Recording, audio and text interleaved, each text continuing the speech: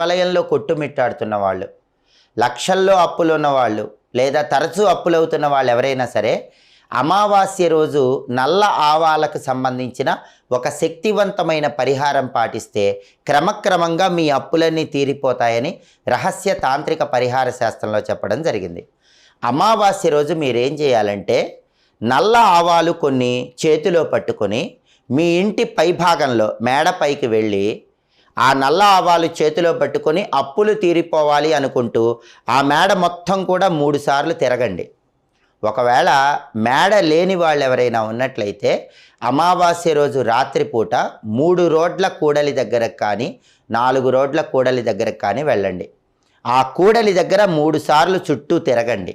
అలా తిరిగిన తర్వాత చేతిలో ఉన్నటువంటి నల్ల ఆవాలు ఒక్కొక్క దిక్కుకు విసిరేయాలి. అలా విసిరేస్తే క్రమక్రమంగా మీ అప్పులన్నీ తీరిపోతాయని రహస్య తాంత్రిక